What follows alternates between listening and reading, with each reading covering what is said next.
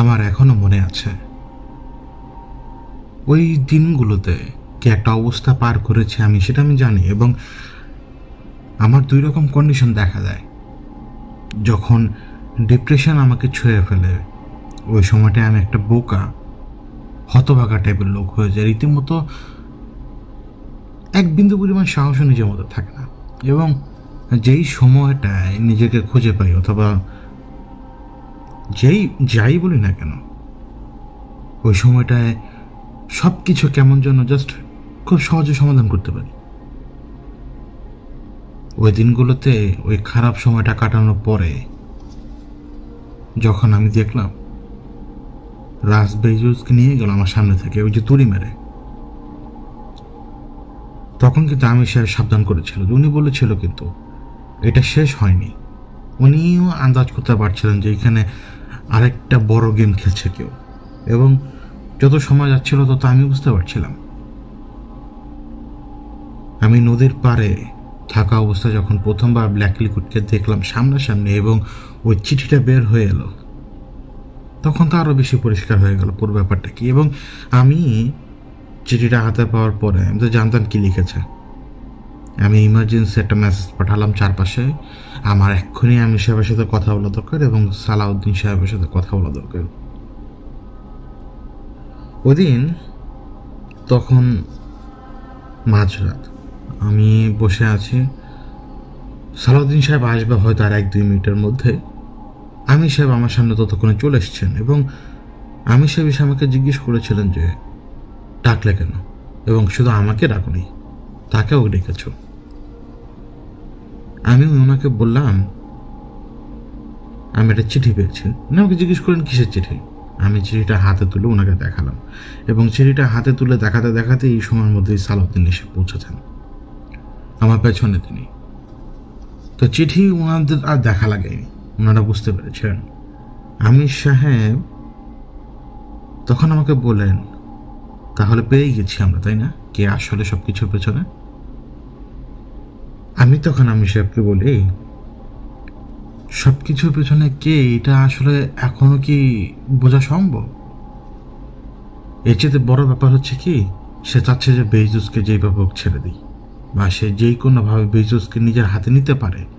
এখন রাজকে সে যদি মেরে ফেলে ওতে আমার কোনো লাভ নেই, কিন্তু বেজুস যদি ছাড়া পায় আমরা কেউ এই শান্তিতে টিকতে পারবো না। আর আমি আপনাদেরকে একটা কথা বলি, আমরা তো জানি যে রাস্তার কাছে এই মুহূর্তে বেজুস, তাই না? তাহলে আমি সার্কেলে হাঁটি, আমি রাজকে নিয়ে আসি, রাজ আটকাক, কোনো মতে আমি সার্কেলটা কমপ্লিট করি। যখন সার্কেলটা কমপ্লিট হয়ে যাবে আপনারা চলে আসবেন, এবং আপনারা একা কেউ আসবেন না। রাজ যাতে দেখতে পারে যে আপনারা কেউ একা আসেননি। তখন আমি সাহেব আমাকে জিজ্ঞেস করলেন কেন চাচ্ছ এই কাজ করতে। আমি ওনাকে বললাম বেজুসকে আমাদের হাতে নিতে হবে। রাজের হাতে থাকলে রাজকে মেরে নিয়ে যাবে। এখন সে যেই হোক, এই কালো লিকুইডটা হোক বা সে যেই হোক, সে রাজকে মেরে বেজুসকে নিয়ে যাবে এবং আমাদের জীবনটা আবার হেল করে ফেলবে একবারে। সালাউদ্দিন আবার পেছন থেকে বললেন, তিনি তার কথা অনুযায়ী বুঝালেন যে আমি ঠিক বলছি, একটা সুযোগ নেওয়া যেতে পারে এবং তিনি করবেন, এটুকু তিনি করতে পারবেন। তিনি তার বেদুইনদের নিয়ে আসতে পারবেন। তখন আমি সাহেব আমাকে বললেন তুমি বেজুসকে কিভাবে বের করে নিয়ে আসবো রাতে। আমি ওনাকে বললাম যে আমি সার্কেলে যখন ওকে আটকে ফেলবো, ওর হাতে তো রাস্তা নেই, এবং ও যদি ভালো হয় তাহলে সূর্যের আলোতে কোনো সমস্যা হবে না, মানে যে সময়টায় দরজা খোলা আলো আসবে। ও যদি খারাপ হয় তাহলে তো সমস্যা অনেক, এবং সে ওইটাই তো ডিসাইড করবে তখনই যে সে এখানে থাকবে কি থাকবে না। এবং সে থাকতে চাইলে তাকে বেজুসকে আনতে হবে, এবং সে যদি না থাকতে চায় তাহলে তাকে এখানে বেজুসকে এনে দিয়ে যেতে হবে। আমি সাহেব বললেন যে এটা সুবিধা লাগছে না, পুরো ব্যাপারটাই ঠিক না, এতে শত্রুতার লেভেল আরো বড় বড় হতে পারে, কারণ ওদের হিসেবটা অন্যরকম। তুমি দেখলে না ওরা কি করে ফেলেছে ওই পারে যদি এতটুকু করতে পারে, ওই পারের ঘটনাটাও 100% না, সেটা যদি এইখানে আমাদের জীবনের উপর চলে আসে, বিশেষ করে তোমার আশপাশের লোকগুলোর উপর, তখন কি করবে। আমি ওনাকে তখনও বললাম যে না, আমার বেজুসকে দরকার, ও ছাড়া পেলে সমস্যা, ও আমাদের হাতে থাকুক। ওর অনেক প্ল্যান আছে, আল্লাহ জানে ও কী কী করে রেখেছে, কোন কোন জায়গায় কী কীভাবে করে রেখেছে। কারণ খুব সুন্দরভাবে আমাদের চোখের সামনে থেকে গায়েব হয়ে গেল 2টা বছর পরে, এত মহা বিপদ সে যে চোখের সামনে আসছে। দেখলেন তো কী করলো না আমাদের সাথে এতদিন। ছেড়ে দেওয়া যাবে? আমি বলছি না ছেড়ে দেওয়া, আমি চাচ্ছি আমাদের কাছে নিয়ে আসুক, আপনারাই ওকে নিয়ে যান, আপনাদের কাছে রাখুন। তো সেদিন রাতের বেলা কিন্তু প্ল্যান এটাই, বেজুস আসবে, যদি আসে, যদি আল্লাহর রহমতে সব কিছু প্ল্যান মোতাবেক হয়, সার্কেল যদি কমপ্লিট হয়, বেজুস আসলে বেজুসকে আমির সাহেব নিজের কবজায় নিয়ে নেবেন এবং তিনি তার বহরকে খবর দিয়ে দিলেন। তখন পর্যন্ত কিন্তু কন্টিনজেন্সি প্ল্যান বা এইটা সেটা কিচ্ছু জানি না আমি। কিন্তু আমিও রাসের সাথে থাকতে থাকতে ডাবল ক্রসিংটা শিখে গিয়েছিলাম। আমার একটু প্ল্যান ছিল না যে আমি সাহেবের হাতে ওকে তুলে দেবো। আমার নিজের একটা বিশ্বাস ছিল আমি রাজকে আটকাতে পারবো এবং বেইজুস আজকে আসবে, এবং আসলে ওকে আমি ওইখানেই রেখে দেব, আমার কিচ্ছু করতে হবে না, যা করে আল্লাহ করবে, তার ফেরেশতারা করবে। ওই যে স্বাভাবিকভাবেই অন্তরের খবর সব জিন বলতে পারে না, আমি সাহেবও টের পাইনি, সালাউদ্দিনও টের পাননি। এবং কতটা চাপের মধ্যে থেকে আমি সার্কেলটা কমপ্লিট করেছি বিশ্বাস করুন, এটা আমি বলে বোঝাতে পারবো না। এরপর রাজ তো বেজুসকে সামনে রেখে চলে গেল, এবং যেই সময় রাজ বেজুসকে সামনে রেখে চলে যায় ওই মোমেন্ট পর্যন্ত চারপাশে শুধুমাত্র ছায়া, যে জায়গাটার মধ্যে বেজুসকে সে ফেলে রেখে চলে গেছে ওই জায়গাটার মধ্যে ছায়া, এবং ছায়াটাই টলমল করছে, নো ফিজিক্যাল অ্যাপিয়ারেন্স, ছায়াটাই টলমল করছে। কিন্তু আপনার চোখ দেখছে ছায়া, কিন্তু অন্তর বুঝতে পারছে যে এইখানে একজন শেকলবন্দি অবস্থায় অপরাধী বসে আছে। আপনার অন্তরের চোখ এটা দেখছে, আর মাংসের চোখ বা শরীরের চোখ সে দেখছে শুধুমাত্র টলমল করা ছায়া। এবং প্রথম সে কথাটা কি বললো জানেন?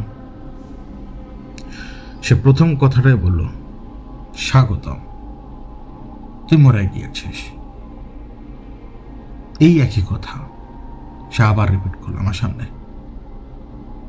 তখন আমি তাকে জিজ্ঞেস করলাম, আমি যদি মরেই থাকি তাহলে আমি তোর সামনে কিভাবে? তখন সে বলল, তুই মরে গিয়েছিস সেটা তুই কেন বুঝতে পারিস না? কেন বুঝতে পারিস না যে তোরা জীবিত নেই কেউ? কেন আকাশের দিকে তাকা, মনে হয় সব কিছু জীবিত। ওই যে দূরে, সবচেয়ে দূরে যে তারাটা আছে, ওই তারাটাও তোর চোখের সামনে জলজল করছে, কিন্তু যে দেখ, পৌঁছাতে তো পারবি না কেউ, কিন্তু যে দেখ ওই তারা অতক্ষণ ধ্বংস হয়ে গেছে, এবং ওই ধ্বংস পুরো দুনিয়া হয়ে গেছে। সময় তোর জন্য এখানে যেরকম, বাইরে যে জায়গায় সময় এরকম না, সময় তোদের জন্য যেরকম আমাদের জন্য সেরকম না, সময় সবার জন্য সমান না। আমি তাকে বললাম, এই জ্ঞানটা আমাকে না দিয়ে তুই আমাকে বল, তুই আমার জীবনটাকে এভাবে শেষ করলি কেন? আমি তোর কি ক্ষতিটা করেছি বল। তো সে আমাকে উত্তর দিল, এই সুখের আলাপ করার জন্য কি তুমি আমাকে এখানে এনেছ? তারপর সে আমাকে একটা গালি দেয়। তখন আমি তাকে বলি, আমি তোর সাথে কোনো আলাপ করার জন্য আনিনি তোকে, তুই এই জায়গায় কেন তুই জানিস তো। তারপরে আমি ওকে চিঠিটা দেখাই, যে চিঠিটা আমি রাজকেও দেখেছিলাম, আমি চিঠিটা ওকে দেখাই, এবং আমি ওকে জিজ্ঞেস করি সে কে যে তোকে বাঁচাতে চায়, কে এ কালো লিকুইডটা কে? তো সে হাসলো, এবং হাসার পরে সে বলল, এখন পর্যন্ত তুমি বুঝে উঠতে পারলে না, সে এখনো ছোট্ট ফিটা খাওয়া শিশুর মতো তোমার আচরণ, তুমি এখনো শিশু। ও তোমার সাথে কথা বলছি, তুমি তো শিশু না, তুমি তো মরে গিয়েছ, তোমরা তো সবাই ডেড। আমি যা দেখছি সব মৃত মানুষ, সব জম্বি আমার সামনে ঘোরাফেরা করে। আমি তখন ওকে আবার জিজ্ঞেস করলাম, তুই বারবার কেন এই কথা বলিস যে আমরা সবাই জম্বি, আমরা সবাই মরে গিয়েছি? ও আবারও রিপিট করলো, আকাশের দিকে তাকা, আকাশের দিকে তাকিয়ে দেখ, আলো কত দূর থেকে তোর কাছে আসছে, সময় কি এইখানে তোদের জন্য একই রকম মনে হয় চারপাশে? ওই দিক থেকে সব কিছু স্ট্রেচ করে লম্বা করে দুমড়িয়ে মুচড়িয়ে দিকে নিয়ে আসছে, এবং দেখবি একদিন সব কিছু একসাথে কলাপস করবে। কিন্তু দেখ, ওই ঘটনা ঘটে গেছে, এখানেই ঘটবে। শুধু ওই ঘটনা ওইখান থেকে এখানে আসতে আসতে যতটুকু সময় লাগে, কিন্তু বাই গড তোরা সবাই ডেড, তোরা সবাই জম্বি। আমি ওর এই কথাগুলো না বুঝে উঠতে পারছিলাম না তখন। আমি ওকে বললাম, দেখুন তো তারা তোর কি করেছিল, ওকে যে মারলি তুই, আর ওর ভাই, ওকেও কেন মারলি? ও আমাকে উত্তর দিল, আমার জেনারেলদের সাথে আমি কি করবো না করবো তোকে আমি কেন বলবো? আমি তখন ওকে বললাম যে তুই কিন্তু এখন আর কোনো হাই কমান্ডার না, তোর সব কিছু শেষ, রাজ তো সব কিছু শেষ করে দিয়েছে, তুই তো এখন রাসের যখন এই কথাটা বলতে যাবো মাঝখান দিয়ে বলো কি আমি রাসের কুকুর? আমি রাসের কুকুর না, আমি কখনোই কারোর কুকুর ছিলাম না। এখন সে যদি মনে করে যে সে সবাইকে কুকুর ভাববে, এটা তার ব্যাপার, কিন্তু সে কি ভুলে গিয়েছে যে আমি কি কি করেছি? আমি তো তার পুরো সিস্টেমটাকে বিগড়ে দিয়েছি, সেটা জানে না? সে তো জানে, সব জানে সে। তোকে আমি একটা কথা বলি, অনেক দিন আগে, তুই জানিস না এখনো, কিন্তু তুই জানবি, অনেক দিন আগে তো দিগন্তের তারা সবকিছু উলটপালট করে দিয়েছিল। সেই দিন তোর দিগন্তের তারাকে ভেটো পাওয়ার দিয়ে বাঁচিয়ে দেওয়া হয়েছিল, জানিস? ঠিক তেমনি 7 মাথার অজগর, ওকেও আমি ভেটো পাওয়ার দিয়ে বাঁচিয়ে দিয়েছিলাম। কিন্তু আমি জানতাম ও তোদের জীবনে আসবেই, তোর জীবনে সে আসবেই। এবং দেখ সে কি করে গেছে, তোর সারা শরীরে অনেক অনেক স্মৃতিচিহ্ন সে রেখে গিয়েছে। এখন সেটা নিয়ে তোকে বেঁচে থাকতে হবে, সারা জীবন তুই মনে রাখবি। তখন আমি ওকে আবারও বললাম, তুমি আমাকে বলো এবার, তুমি আমাকে দয়া করে বলো যে তুমি কেন আমাকে টার্গেট করলে এভাবে? আমি সাধারণ একটা মানুষ। সেই সাথে সাথে বলো যে তোকে আমি একা টার্গেট করিনি, তুই কখন আমার টার্গেটের মধ্যে ছিলেই না, তুই ইকুয়েশনের মধ্যে ছিলেই না, তুই ইকুয়েশন এসছিস পরে, 2010-এর পরে তুই ইকুয়েশন এসছিস। তুই, হ্যাঁ তোর ছায়া ছিল দেখে তো তোকে জন্মের সময় মারার জন্য লোক পাঠিয়েছিলাম আমি, এমনি এমনি তো পাঠাইনি। আমি তোকে গুনে গুনে গুনে গুনে বলতে পারবো যে আমরা কতজনকে এখন পর্যন্ত মেরেছি। তোদের এই দেশেই তো কম করে হলো 16 জনকে মেরেছি, ভারতে কম করে হলেও প্রায় 119 জনের মতো মেরেছি। আরো পেছনের দিকে যা, এক এক করে হিসেব দিতে পারবো। ওই সার্টেন ডেটে আমরা অনেকগুলো শিশুকে মেরেছি, কারণ তোরা সবাই আমাদের ট্রেড ছিল আমাদের জন্য কোনো না কোনো দিক দিয়ে। এখন তুই বেঁচে গিয়েছিস, সেটা তো তোর কপাল, এর বাইরে কি বলার আছে বল? আমি এরপরও ওকে জিজ্ঞেস করি, আমি কেন, আমি কেন? ও তখন আমাকে উত্তর দেয় এক্স্যাক্টলি ঠিক সেই জায়গা থেকে, যেটা হচ্ছে 0 পয়েন্ট, একদম সব কিছুর সূত্রটা বা সূত্রপাত ওইখানেই। এবং ওর এ কথার পরে আমি যে ধরতে পারি যে আমার লাইফ এলোমেলো হওয়া শুরু হয় তখন থেকেই। ও বলে, মনে আছে তোর, তুই ওই পারে গিয়েছিলে প্রথমবার, জাগতে রহো যারা বলতো তাদের পেছনে, জাগতে রহো জাগতে রহো। ও যখন এই কথাটা বলছিল, আমি দেখতে পাচ্ছিলাম ওই সার্কেলের বাইরে ওরাই দাঁড়ানো, আমার এখনো মনে আছে। আমি ওদেরকে দেখছিলাম, আমি বুঝতে পারছিলাম যে এটা জাস্ট একটা মায়া ছাড়া অন্য কোনো কিছু না। ও আমাকে বলছিল জাগতে রহো বারবার। আমি তাদের ছায়াটা দেখতে পাচ্ছিলাম, যেন ওরা আমাদেরকে তাকিয়ে আছে, ওরা যেন একটা ভূত, ওরা যেন একটা আত্মা, একটা রূহ, জীবন্ত কেউ না। আমাকে বলল, সেই দিন যখন আমাকে দিগন্ত তারা বাঁচানোর জন্য ওই পারে ওদের উপরে হামলা করেছিল, ঠিক সেই দিন যে ও বুঝতে পারে যে আমি স্টিল বেঁচে আছি এখনো, এবং আমি যে এখন থ্রেট হয়ে উঠব ওর জীবনের জন্য বা ওর সাম্রাজ্যের জন্য হোক, যার জন্যই হোক। এই জন্যই ওই দিন যখন ওই পারে এই ঘটনাটা ঘটে, ওর সম্পূর্ণ নজর আমার উপর পড়ে তখন। এবং দিগন্ত তারা তো ওর লাইফও হেল্প করে মানে দিগন্ত তারা ওর লাইফটাকে পুরোপুরি হেল করে ফেলেছিল একদম। তো এখন দিগন্ত তারাকে থামাবে কিভাবে? আমার পেছনে কাউকে না লাগিয়ে কি সে আর থামবে তখন? আমার লাইফ হোক বা দিগন্ত তারার লাইফ হোক, যার লাইফে হোক, হেল হয়ে যে শুরু হলো আমাদের জীবনটা এক্স্যাক্টলি ওই দিন ওই জায়গা থেকে। ওই পারে যখন ওদেরকে মেরে ফেললো, ওই তখনই সব কিছু শুরু। তখনই ওর যত প্ল্যান ছিল, যত কিছু ছিল, ও সব কিছু ছাড়তে শুরু করলো ওই সময়। এবং ও এই কথাটা বলার সময় হাসছিল রীতিমতো, তার ছেলের হাসি হাসছিল আমার দিকে তাকিয়ে। আমি আবারও বলি, আমি জাস্ট কালো ছায়া দেখছি আমার চোখের সামনে, কিন্তু আমার অন্তর দেখছি ওর আসল চেহারা। আমি ছায়ার মধ্যেও যেন ওর চেহারাটা দেখতে পাচ্ছিলাম তখন। আমি ওকে জিজ্ঞেস করলাম, তোর প্ল্যান কি? এখন তো তোরা কোনো সাম্রাজ্য নেই আর তোর কোনো কিচ্ছু নেই। সে আমাকে বললো, হ্যাঁ প্ল্যান আছে তার অনেক প্ল্যান। সে আমাকে বলছিল, তোর জন্য আমি প্ল্যান সাজিয়ে রেখেছি জানিস, কন্টিনজেন্সি প্ল্যান একজনের জন্য।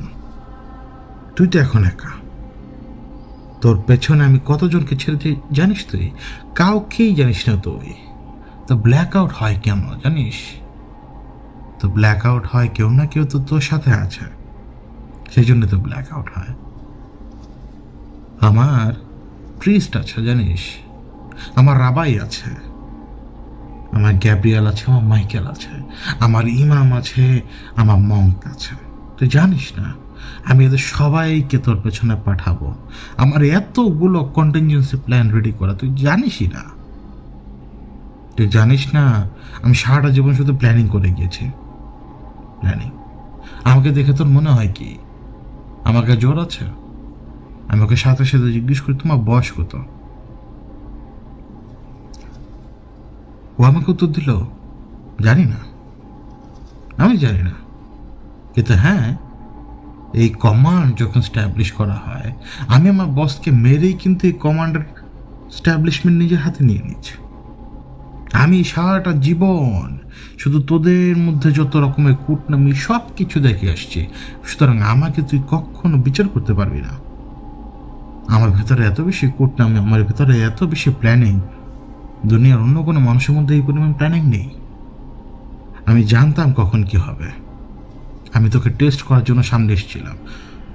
এতে শাহ আর মৌলানা এটা শুধুমাত্র দাবার চাল, এটা তো তুই জানিসই। এখন আমি তোকে টেস্ট করার জন্য এসেছিলাম, তোর শক্তিটা দেখার জন্য এসেছিলাম। আই ফিল বেটার যে তুই ভালো, একদমই পারফেক্ট ছিল ওই সময়।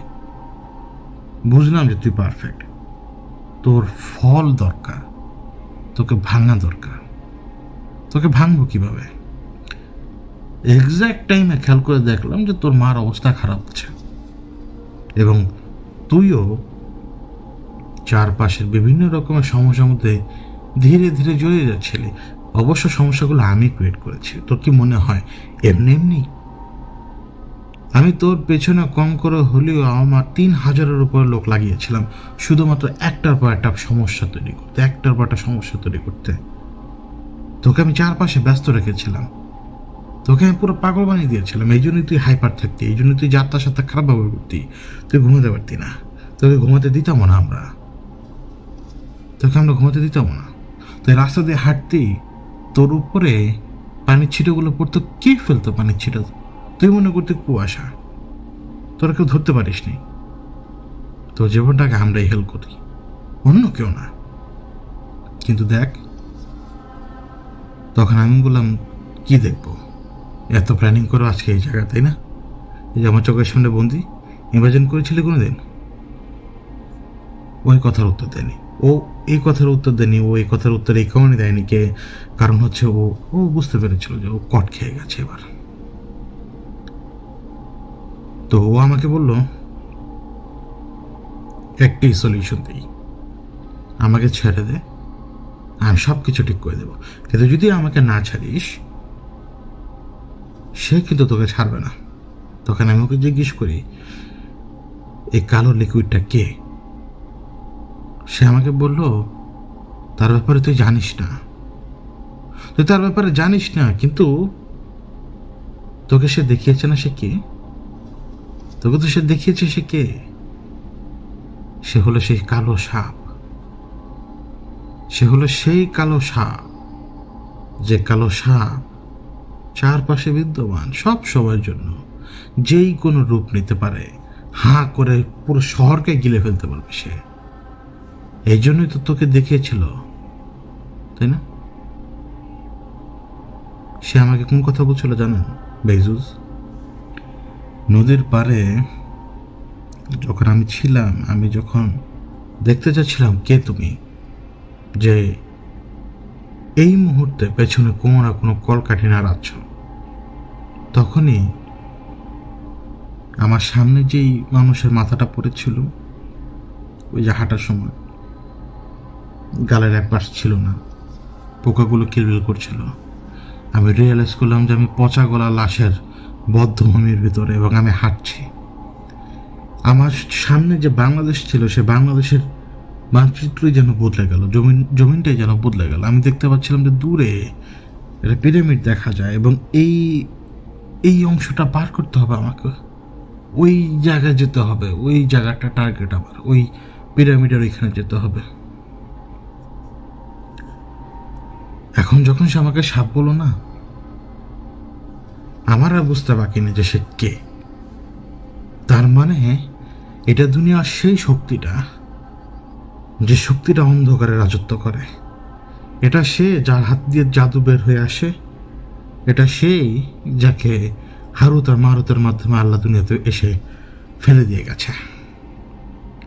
এটা সেই যাকে, যার বিদ্যা দ্বারা জাদু চর্চা হতো সারা জীবন। মিশরে ফেরাউনরা জাদু চর্চা করত, ওরই চর্চা করতো, ওরি। এই জন্যই পিরামিড সিম্বল না, পিরামিড সিম্বলটাই হচ্ছে ওর। আমি এই তখন যে বুঝতে পারলাম যে ব্ল্যাক লিকুইডটা কে, এর সোর্স কি, এবং এর সোর্স আরো অনেক পেছনে যে জড়ানো, আর খুবই স্ট্রং এন্টিটি। এটা এই এন্টিটির কোনো নাম নেই, এই এন্টিটির কোনো ফিগার নেই। এই এন্টিটি এত শক্তিশালী যে এই এন্টিটির ফেস আপনি নিজেই।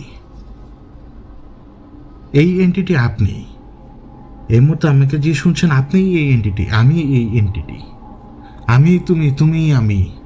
এই প্যারাডক্স এইটাই। সব শয়তানের একটা পার্ট থাকে, মানে একটা অনুপরমাণু থাকে, এইটা একটা কানেকশন।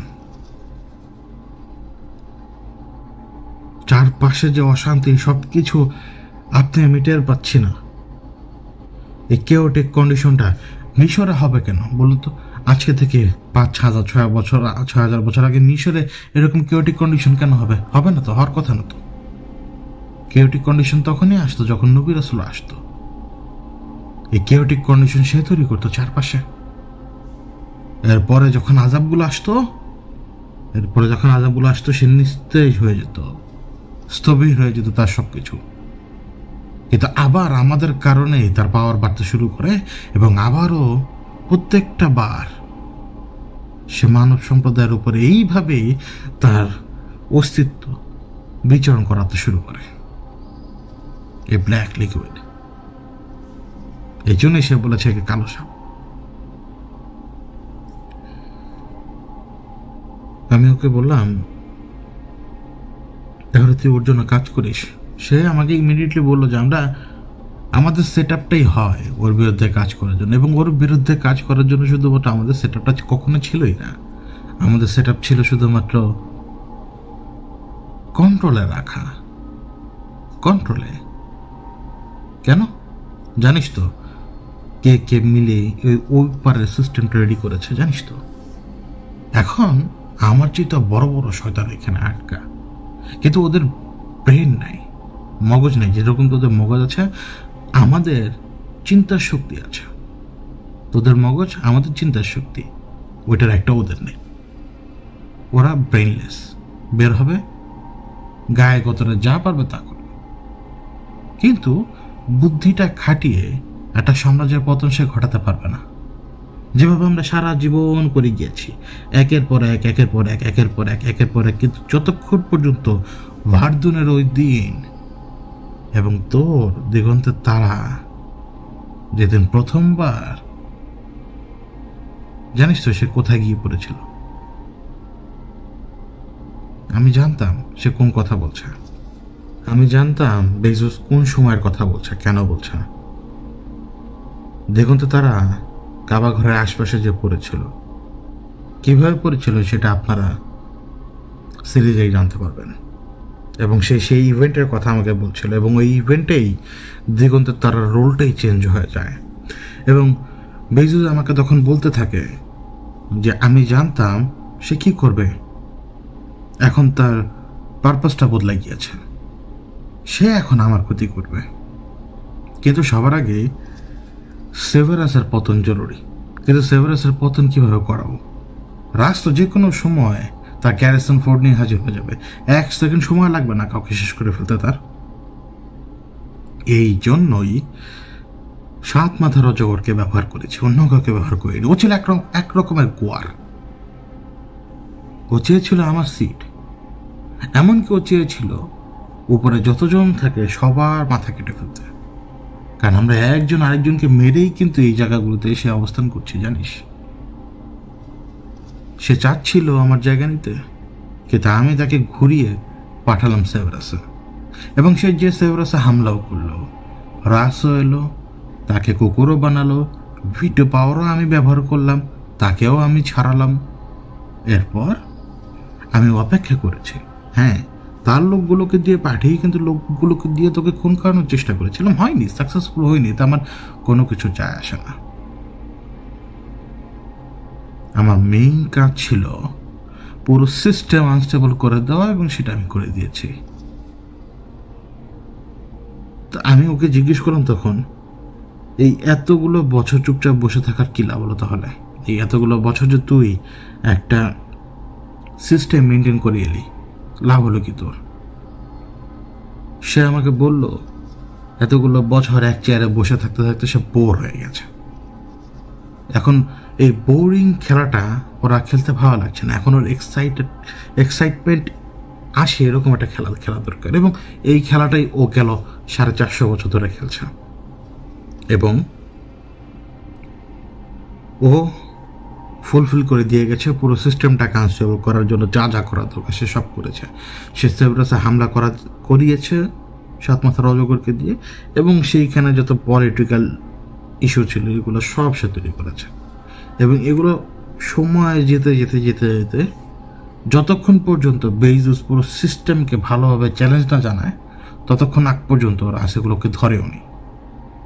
ঠিক রাস তখনই ধরে, ওই যে বললাম, যখন বেজোস তার আলটিমেট অ্যাটাকে যখন সে যায়, তো চারপাশের লোকগুলোকে সেই মারতে থাকে। এবং ওই যে অন্যান্য হাইকমান্ড দিয়ে যে ষড়যন্ত্র, এই পুরো গেমটা, মানে সে এমনভাবে বিশ্রীভাবে এদিকে ওইদিকে এমন প্যাচ লাগিয়ে রেখেছিল যে আপনি এক প্যাচ খুলতে গেলে আরও 10 প্যাচ অটোমেটিক লেগে যাচ্ছে। ওর এত শক্তি, ওর শক্তিই ছিল না কখন। ও জাস্ট ওর ব্রেনটাকে ইউজ করেছে, যে ব্রেনটা মানে হিজিবিজিতে ভরা। এখন 2000 বছরের ব্রেন, আমি তো বলছি 2000 বছর, বয়স তো আরও বেশি হতে পারে, এনটিটির বয়সের কোনো স্টেশন নেই। কিন্তু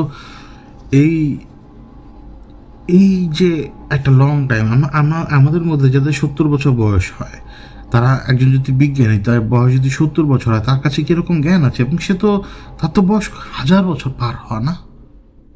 ওই জ্ঞানটাই কুজ্ঞানে বদলালে কী অবস্থা হতে পারে বলুন? তখনও সে আমার চোখের সামনে বাধা। আমি তাকে জিজ্ঞেস করলাম, তুই সবসময় লন্ডন ব্রিজের কথা বলতি কেন? আর এহতেশাম কি কোনো প্ল্যানের হিসা ছিল? ও আমাকে বললো এহতেশাম প্ল্যানের হিসা ছিল, দেখি তবে এহতেশামকে ধরা। আমি তো জানতাম যে এহতেশামের কারণেই তোর কাছে যে পৌঁছাতে পারবো না, তো পৌঁছাতে পারবো না, ডিরেক্ট কন্ট্যাক্ট তৈরি করতে পারবো না তোর সাথে, কোনো মতেই না। এবং সব কিছু একটা সিস্টেম আছে, জানিস। এই এহতেশাম, এই যে এহতেশামের কথা তুই বলছিস না, ওর মা আমার কাছ থেকে কিন্তু ওকে চেয়ে এনেছে, আমি ব্যবস্থা করে দিয়েছি সব কিছুর। দেখ, একই হিসাব তুই কখনো ভাবতে পারবি? আমি এহতেশামকে দিয়ে তোর কাছে নিয়েছি সব কিছু, তোর কাছ পর্যন্ত গিয়েছি কিভাবে? এহতেশামকে আমি দুনিয়াতে এনেছি। কিভাবে এনেছি?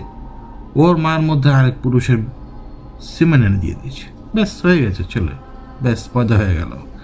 এরপর এখন আমার দরকার তোর কাছে পৌঁছানোর। এহতেশামের ঘাড়ে চেপে বসো, পুতুলের মতো নাচাও, মৌলানা ঘাড়ে চাপো, তাকে ভয় দেখাও, চারপাশে তখন খোঁজ পড়ে যাবে অটোমেটিক, কারণ ততক্ষণে তুই 7 মাথার অজগরকে ধরাশায়ী করে ফেলেছিস। মনে আছে না, উত্তরের প্রবেশে কখনো মাটিতে নামেনি, প্রায় কয়েক হাজার বছর সব সময় পানির উপরে ভেসে থাকত। তো যখন তুই এত বড় ঘটনা ঘটালি, সেই দিন ওই চরাঞ্চলের মধ্যে ভাবা যায় উত্তরের প্রহরী একটা ধান ক্ষেতের মধ্যে এসে ধরাশায়ী হয়ে গেছে তোরাতে। তো তোদের এলাকার লোকজনও কথা বলবে যারা দেখেছে, তো খুবই স্বাভাবিক আমার আরো বেশি সহজ হয়ে গেল তোকে ট্র্যাক করা, এবং আমি তোকে ধরে ফেলেছি। ধরে ফেললাম ওই যে আমি জাস্ট চেক করলাম যে তোর অ্যাবিলিটি কতটুকু হ্যান্ডেল করা, তো ওই তোর অ্যাবিলিটি দেখেই তো আমি আমার প্ল্যান সাজাবো, এবং আমি সেভাবেই সাজিয়েছি কিন্তু, এবং আমার প্ল্যান কিন্তু সাকসেসফুল পুরোপুরি। আজকে দেখ তুই কই, আমি তোকে একেবারে ভেঙে টুকরো টুকরো করে ফেলেছি, তোর কোনো অস্তিত্বই রাখিনি, তোকে এমন অবস্থার মধ্যে নিয়ে গেছে যে কেউ এখনো তোকে বিশ্বাসই করে না, তুই কাউকে বিশ্বাস করিস না। আমি ওকে জিজ্ঞেস করলাম, এখনকার অবস্থা বলতো, এখন তুই তো আমার চোখের সামনে না, এখন তোর কি প্ল্যান বল? সে আমাকে উত্তর দিল, আমি সামনে কিছু দেখছি না জানিস, আমার মনে এটাই শেষ। এই চারপাশে এখন যা দেখছি, আমি আশপাশে কিছু দেখছি না, যতদূর তাকাই শুধুমাত্র তারাই দেখছি, শুধুমাত্র আকাশই দেখছি। থ্রেশহোল্ড আর পার হবে না, বুঝতে পারছি। তখন আমি ওকে জিজ্ঞেস করলাম, থ্রেশহোল্ড কি? আবার বলো যে আজ এখন যদি না বুঝতে পারো পরে বুঝবে। আমি ওকে জিজ্ঞেস করলাম, আর কি প্ল্যান আছে এখন তোমার? ধরো এখন তুমি এখানে যদি মরে যাও, কি প্ল্যান আছে? সে আমাকে বলল সাথে সাথে, কন্টিনজেন্সি প্ল্যান রেডি করা। তুই আমাকে মারলে কি, রাস আমাকে ধরে নিয়ে আটকে লেবে কি? কন্টিনজেন্সি প্ল্যান আগে থেকে রেডি করা ছিল, যদি আমাকে রাস ধরেই আমার সবগুলো লোক নেমে যাবে তোকে ধরার জন্য, আর আমি যদি মরি আমার সবগুলো লোক নেমে যাবে তোকে ধরার জন্য, আর আমি যদি বেঁচেও থাকি তাও আমার সবগুলো লোক তোকে নেমে যাবে ধরার জন্য। তুই যাবি কোথায় বল? তোর কাছে কোনো অপশনই নেই, একটাই অপশন, তোর চোখের সামনে সবগুলোকে মেরে ফেলবো। আমি বেঁচে থাকলে আমি মারবো, আর আমি বেঁচে না থাকলে আমার লোকজন মেরে ফেলবে, আর যদি আমার লোকজন না মারতে পারে সে মেরে ফেলবে। গেম ওভার সব দিক দিয়ে। তখন আমি ওকে বললাম, আচ্ছা ঠিক আছে, ভালো, গেম ওভার সব দিক দিয়ে। সে তখন সাথে সাথে আমাকে একটা কথা বলল। সে আমাকে বলল, তোর এমন অবস্থা করে ফেলবো জানিস যে দুনিয়াতে এমন একটা মানুষের নাম নিয়ে তুই কথা বলতে পারবি না যে মানুষ তোর সাথে বেইমানি করেনি। তোর এমন অবস্থা করে ছাড়বো আমরা যে তুই মরার সময় একা মরবি, আর তোর এমন অবস্থা করে ছাড়বো আমরা, তুই তো সময়ের আগে বেশি দিন বাঁচবি না, তুই তো সময়ের আগে মরবি। আর তোর এমন অবস্থা করে ছাড়বো তুই যাতে স্বাভাবিকভাবে না মরতে পারিস। আমি বেঁচে থাকি বা আমি মরে যাই, ব্যবস্থা রেডি করা, তুই পার পাবি না। তোর সময় এমনি কম, তুই জায়গায় জায়গায় ট্রেড করে বেড়াস, কিছু থেকে কিছু হলে তুই ট্রেডিং করিস। তুই জানিস, আমি সবই জানি তুই কোন কোন জায়গায় কি কি রকমের ট্রেডিং করিস। মানে সে আমাকে বলছিল, সে আমাকে ইঙ্গিত দিয়ে বলছিল ট্রেডিং মানে কি। আমি দোয়া করি তো আল্লাহর কাছে, ওই ধরনের কথাই বলছিল সে। বান্দর তো তার মালিকের কাছে দোয়া করবে, তাই না? ওদিকে আর আধ ঘন্টা বাকি আছে মনে হয়, ততক্ষণে আমি বারবার তাকাচ্ছি। তো আমাকে বলল, তাকাচ্ছিস বারবার, কে এক্ষুনি চলে আসবে আমাকে নেওয়ার জন্য? আমাকে নেওয়ার জন্য তো আসবে, আমি জানি। আমি আর কোনো কিছু সামনে দেখতে পাচ্ছি না, কিন্তু তো ব্ল্যাক আউট কিন্তু হওয়া শুরু হয়ে যাবে খুব তাড়াতাড়ি। এবং তারপরে কি হবে জানিস? সবার আগে আমার দাসীরা আসবে। দাসীরা এসে সবার আগে ওকে মেরে ফেলবে, একদম ওকে মেরে ফেলবে। তুই জানিস তো কার কথা বলছি? তো ডাইন হাতের ব্যাপারে। তো ডান হাতকে সবার আগে মেরে ফেলবে। এরপর এক এক করে সবাইকে, কাউকে ধুকিয়ে, কাউকে হুট করে, তোকে আমরা এমন বিপদে ফেলবো কল্পনা করতে পারবি না। এবং আরো একটা কথা বলি, ইতিমধ্যেই আমার একজন লোক তোর চেহারা নিয়ে আরেকজনের সাথে রাত কাটাচ্ছে। এখন টের পাবি না, কিন্তু সামনে খুব তাড়াতাড়ি। তোর কোনো ধারণা নেই আমি তোর জন্য কি রেখেছি সামনে। আমি এমনও লোক রেখেছি যে 8-9 বছরের বাচ্চার সাথে কি করতে পারে তোর ধারণা নেই। সে 8-9 বছরের বাচ্চার সাথে তো দেখাও হবে, সে মেয়ের সাথেও দেখা হবে তোর, যার সাথে আমার লোকেরা তোর চেহারা নিয়ে, বুঝতেই পারছিস। আরো লোক এক এক করে সে তখন আমাকে প্রায় 19টা কি 20টার মতো নাম বলে, মনে নেই আমার একটা এখন। 2-3 জনের হলিয়া মনে আছে শুধুমাত্র এখন। সে আমাকে বলল, কন্টিনজেন্সি প্ল্যান এইভাবেই রেডি করে, একটা ফেল তো আরেকটা ধরবে, আরেকটা ফেল তো আরেকটা ধরবে, তুই কয়টায় বাঁচবি বল? তোকে এত দূর পর্যন্ত নিয়ে যাব যে মানুষই তোর শত্রু হয়ে যাবে। তুই আমাদের হাত থেকে পার পেলো, মানুষের হাত থেকে পার পাবি না। তোকে মানুষের মাধ্যমে এমনভাবে বিপদে ফেলবো কল্পনাও করতে পারবি না তুই। আর মানুষ তোকে কখনো বিশ্বাসই করবে না। তোকে কেন? মানুষকে বিশ্বাস করে না। মানুষ নিজের ঘরের মানুষকে বিশ্বাস করে না, নিজের মাকে বিশ্বাস করে না, বাবাকে বিশ্বাস করে না, ভাইকে বিশ্বাস করে না, বোনকে বিশ্বাস করে না। সে কাউকে বিশ্বাস করে না শুধুমাত্র নিজেকে ছাড়া। তাহলে সে তোকে কেন বিশ্বাস করবে? আরো একটা জিনিস, এতগুলো বছর আমি এত কিছু কেন করেছি জানিস? কারণ আলটিমেটলি আমি, তুমি আমি। বলেছি না তুই মরে গিয়েছিস, তোরা সবাই জম্বি, কিন্তু আমি, তুমি আমি, তুমি আমি, এই কথাটা বারবার বলতে থাকলো কিছু সময় পর্যন্ত। বারবার আমি, তুমি আমিও বলতে থাকে। এরপরে আমি কোনো কথা বলতে পারছিলাম না। ওই সময় কি কথা বলবো বলুন? কথা বলা যায়? মানুষ কি চিন্তা করার মতো অবস্থা থাকে না? আমরা কেউ কোনো কথা বলতে পারি না। 1000টা কথা জমা থাকলেও না কোনো সময় আপনি সে 1000টা কথা বলতে পারবেন না। ওদিকে সময় হয়ে আসছিল ধীরে ধীরে।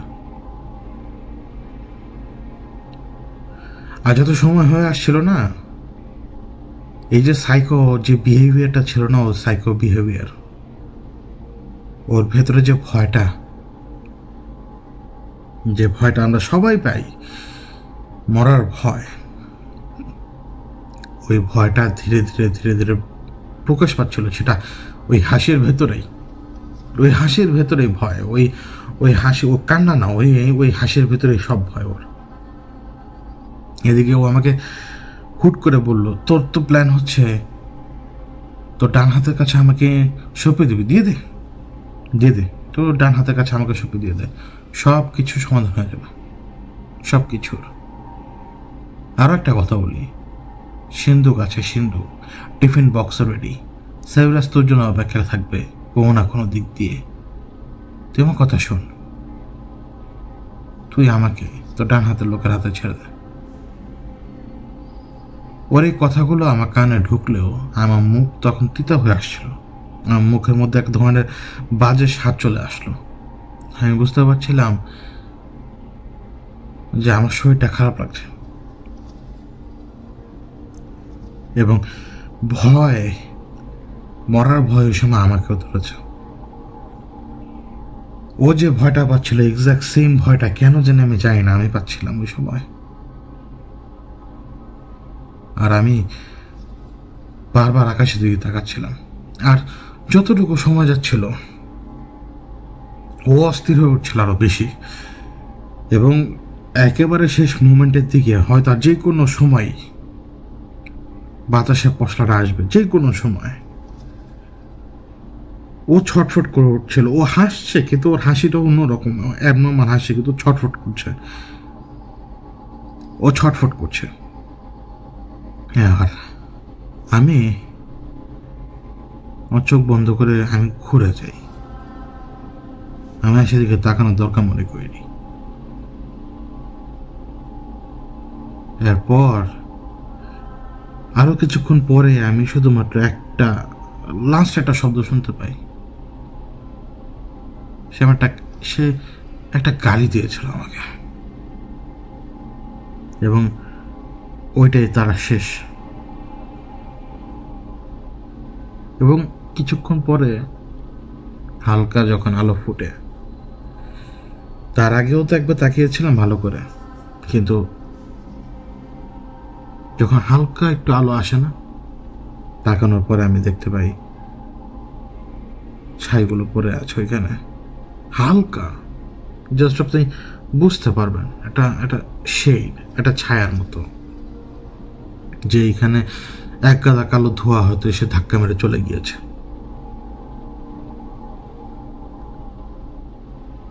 ওই দিন বেশি সময় হাতে ছিল না যে একেবারে ডিটেইলে কোনো কথা বলবো, তারপরও কিছু সংবেদনশীল কথাবার্তা আমি বলতে পারবো না, তো এই জন্য বলতে পারিনি আজ। এইসব কিছু শুরু ও আমাকে বলেছিল এইভাবেই।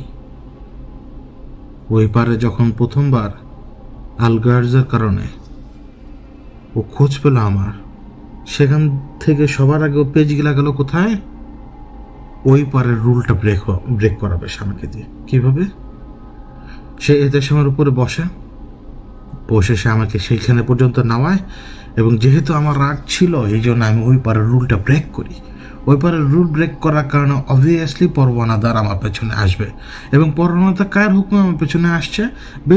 বেইজুদের হুকুমে। কিন্তু পরওয়ানাদা তো জানতো না যে বেইজুদি কিন্তু সেই দিন মানে ওই এদেশের উপরে চেপে বসে আমার সামনে এসছে, এবং ওই সিস্টেমে এসে আমাকে ওই পারে নিয়ে আমাকে দিয়ে রুল ব্রেক করেছে, তা না। পরওয়ানাদারও তো জানতো না, সে তো পরওয়ানাদারকেও ট্রিগার করেছে আমার পেছনে পাঠানোর জন্য। পরওয়ানাদার এলো, প্রথমে ভয় দেখালো, তারপর আমার চোখের সামনে মাঝিকে মেরে আমাকে রিয়েলিটি চেক করালো। তারপরের খবর কিন্তু আমরা জানি, পরওয়ানাদার দেখুন তো তারা হাতে মারলো। মরার পরে কিন্তু ওই দিনই সাত মাথার অজগর ওই জায়গা লাস্ট যখন কোনো রকম টিকা ছিল, ওই দিনই দেখুন তো তারা সাত মাথার অজগরকে মেরে ফেললো। ওইখানে কিন্তু বড় ক্যাচটা কি জানেন? সাত মাথার অজগর যে ওই পাশে আসছে এটা কিন্তু বেজোস জানতো, এবং বেজোস এটাও জানতো যে সাত মাথার অজগর কিন্তু নিজের হিউমিলিয়েশন নিতে পারবে না, কারণ দেখুন তো তারা ওকে কয়েকবার হামলা করে ওকে মানে পর্যদস্ত করে ফেলেছিল। এবং এই জন্যই পুরো সিকোয়েন্সটা তার হিসেবে চলে। পরওয়ানাদার যে সময় আমার উপরে ক্ষেপে আছে, ঠিক সেই সময়টাতে তখন ওই পারে রিকভার হচ্ছিল সাত মাথার অজগর, এবং পরওয়ানাদার যখন ফাইনালি আমার উপরে হামলা করে বসে, মাঝি যেহেতু নাই, মাঝি মারা গিয়েছে, আমি ওই পারে আটকা, আমাকে কেউ নিয়ে আসতে পারবে না, এবং দেখুন তারা ছাড়া কেউ কিছু করতে পারবে না। আমি হিসাব করে দেখুন, তখন সাত মাথার অজগর ওই জায়গায়, সাত মাথার অজগরকে এলিমিনেট করতে হবে ওকে যেইভাবে হোক। বেজুসকে পরওয়ানাদার এলিমিনেট হয়ে গেল, তো ওই পাড়ার সিস্টেমে আনস্টেবল হয়ে গেল।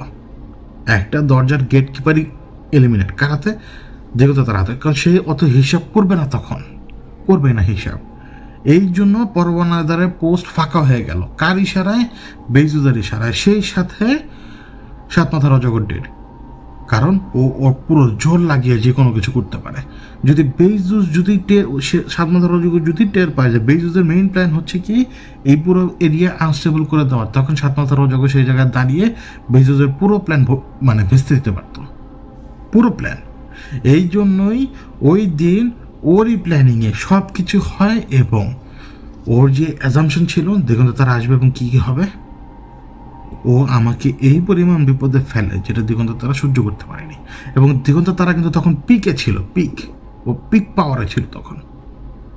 ওর পিক পাওয়ারে থাকার কারণেই ও পরমানন্দকে মারলো এবং পরমানন্দকে মারার পর কিন্তু সে সাতমাথার রজককে মেরে ফেললো।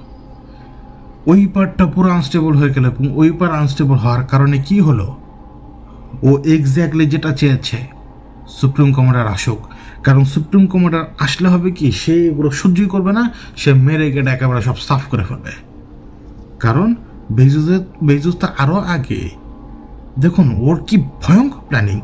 বেইজুস আরও আগে ও অন্যান্য হাইকমান্ড নিয়ে এই পুরো সিস্টেমকে দখল করতে চেয়েছিল। ও সেইখানে বেজিয়ে লাগিয়ে বসে আছে, বোঝাচ্ছে যে সবাই ভিলেন। রাজ যাতে এসে তদন্ত করে জানতে পারে যে সবাই ভিলেন, রাজ যাতে সবগুলাকে মেরে গেটে সাফ করে ফেলে। এবং এটাই তার প্ল্যান, পুরো সিস্টেম সে আনস্টেবল করবে। কার ইশারায়? Black liquid. এখন কেন আমি জানি না। এটা একটা ডমিনো এফেক্ট যেটা সে ক্রিয়েট করে একেবারে সূক্ষ্মভাবে সে এই পুরো প্ল্যানটাকে সাজায়, এলিমিনেট করে ফেলে সবাইকে, রাজকে আনায়। রাজ এসে পুরো ইস্টার্ন হাইকমান্ড হোক, এইটা হোক সেইটা হোক, সব কিছু গুড়িয়ে দিলে যে কয়েকজন সেই দিন মিটিংয়ে ছিল সবগুলোকে মেরে কেটে একেবারে সাফ করে ফেললো। কিন্তু তারপর ওই পার আনস্টেবল, ওই পারটা এখন আনস্টেবল। এখন ওই পারটাকে সে ঠিক করবে কিভাবে? এটা তো রাজই করবে, অন্য কেউ করবে?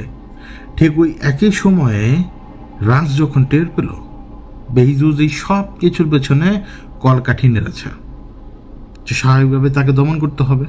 কিন্তু রাজ সব কিছু জানলেও কারোর সামনে সেটা সে প্রকাশ করেনি, কারণ সে সুপ্রিম কমান্ডার। তার নাকের নিচে এত কিছু হয়েছে এইটা সে টের পায়নি। এটা কি হয়? টের পায়নি না, আসলে সে গাফিলতি করেছিল এবং সেইটা তার ইগো, তার অহংকার আছে বিধায় সেটা কাউকে বুঝতে দিতে পারে না।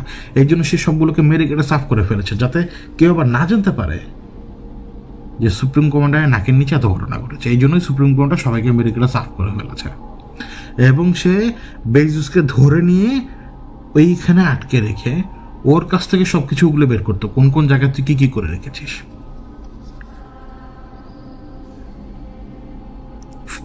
এখন বেইজুস কিন্তু এটাও জানতো যদি সে রাজের হাতে আটকা পড়ে তাহলে তার কপালে শনি আছে, সব বের হয়ে যাবে, সব ফাঁস হয়ে যাবে। এই জন্য ব্ল্যাক লিকুইড আমাকে বুঝালো, রাজকে সরিয়ে দাও, তুমি আমার বেইজুসকে আমার কাছে ফিরিয়ে দাও। আর আমি বোকা গাধা ওই দিন মনে করলাম কি সবাই যেহেতু ডাবল ক্রসিং করে, এই ব্ল্যাক লিকুইড চেয়ে বেইজুস বাঁচুক, রাজ মরুক। আমি তো হিসেব করেছিলাম যে রাজ ভালো, রাজ ভালো, কারণ সে আমার উপকার করেছ। তখন তো আমি ভেবে দেখছি। এই জন্য আমি চিন্তা করলাম, যা তোর বেইজুসকে আমি আজকে শেষ করে দেবো, যা হয় হোক। কারণ এই শেষ করে ফেলার সাহস, মানে কোনো কিছুকে মেরে ফেলার সাহস আমাকে রাজ দিয়েছিল। এখন আমার ওই সাহস নেই, বিশ্বাস করুন নাই। বেইজুস, আমি দেখুন ঘটনা, বেইজুস জানতো যদি আমার সামনে এসে পড়ে ও বাঁচবে না। এই জন্য ও আরো একটা প্ল্যান সাজায়, ঠিক গ্রেফতার হওয়ার আগে। ও জানতো যে ওকে রাজ যখন নিয়ে যাবে কোনো না কোনো ভাবে, যেহেতু রাজের সাথে আমার সম্পর্ক ভালো, কোনো না কোনো ভাবে হয় রাজ আমাকে মানে আমার সামনে ওকে নিয়ে যাবে, অথবা রাজ তোর কাছ থেকে সব বের করে নেবে। তাহলে ওকে সিস্টেম করতে হবে কি, ইমিডিয়েটলি ওই ব্ল্যাক লিকুইডের সাথে সে কথা বলবে, সে যেটাই করুক, সে ব্ল্যাক লিকুইডের সাথে মিলে প্ল্যান বানায় আমাকে ক্যাপচার করবে সে যেভাবে হোক। এখন ব্ল্যাক লিকুইড তো চিঠি দিল, কিন্তু ক্যাপচার করতে পারে নাই। ব্ল্যাক লিকুইডের প্ল্যান ওই জায়গায় ভেস্তে গেল। কোনটা? বেজোসকে সেদিন বাঁচাতে পারেনি।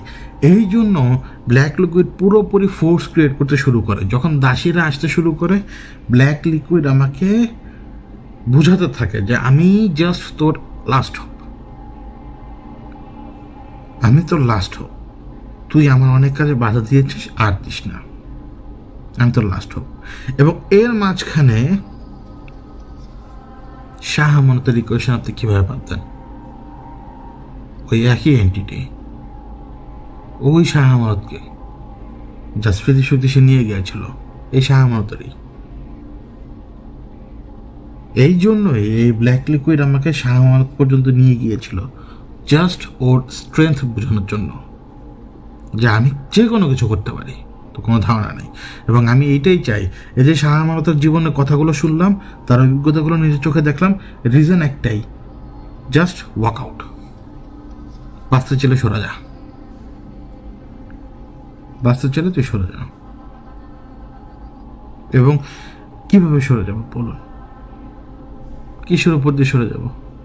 আমি সরে গেলে কি আমি সে বাঁচত? আমি সরে গেলে কি দিগন্ত তারা বাঁচত, বা আমার পরিবারে কেউ?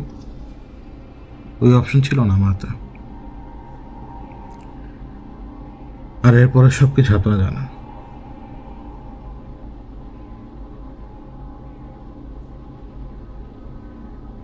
এইটুকুই।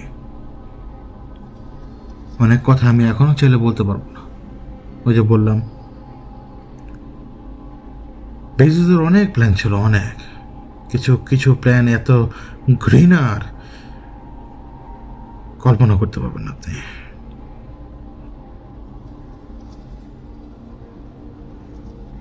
কল্পনাও করতে পারবেন না।